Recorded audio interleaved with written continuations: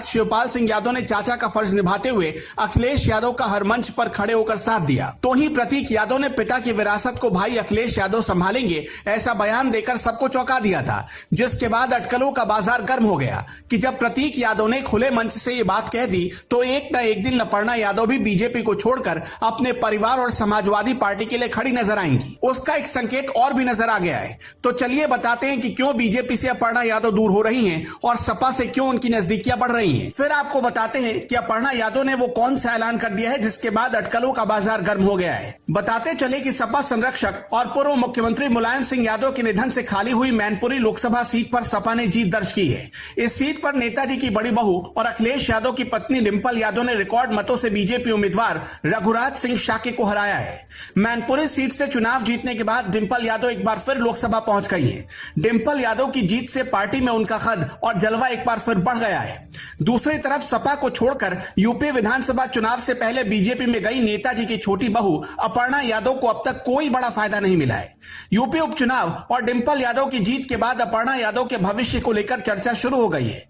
अपर्णा यादव को लेकर बीजेपी क्या सोच रही है, इस पर तो स्थिति स्पष्ट नहीं हो रही। अपर्णा यादव को क्या बीजेपी में कोई बड़ी जिम्मेदारी मिलेगी, इस सवाल का भी जवाब किसी के पास नहीं है।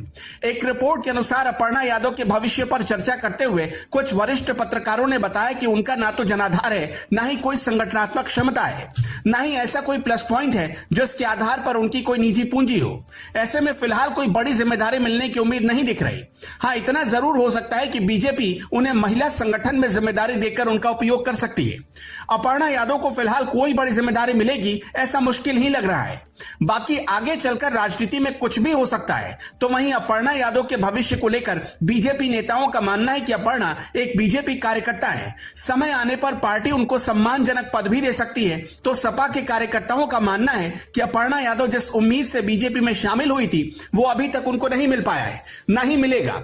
अगर इनको कोई सम्मान दे पाएगा तो उनका कुनबा और समाजवादी पार्टी ही दे पाएगी। इस बीच अपर्णा यादव ने डिंपल यादव की जीत पर एक बड़ा बयान दिया है। उन्होंने ट्वीट कर कहा कि भाभी डिंपल यादव को जीत की बहुत बधाई।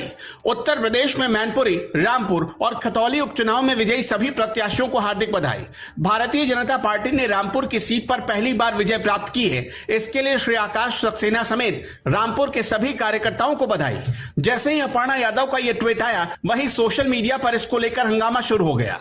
कुछ लोगों ने कहा कि अब सपा और मुलायम सिंह का कुनबा पूरी तरह एक हो जाएगा, क्योंकि अपर्णा यादव ने भी खुले मंच से भाभी का समर्थन कर दिया है और उनकी खुशी में खुशी जाहिर की है। तो कुछ लोगों का मानना है कि पति प्रतीक यादव के मनाने पर अपर्णा अपने परिवार की तरफ रुख कर रही हैं। बता दें कि अपर्णा यादव सपा संरक्षक मुलायम सिंह यादव की दूसरी पत्नी साधना गुप्ता के बेटे प्रतीक यादव की पत्नी है। अपर्णा ने बीते यूपी विधानसभा चुनाव 2022 से पहले बीजेपी का दामन थाम लिया था।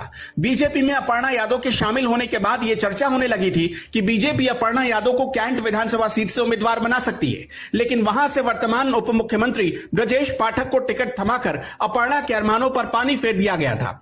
इसी तरह विधानसभा चुनाव के बाद हुए राज्यसभा बाप का चाचा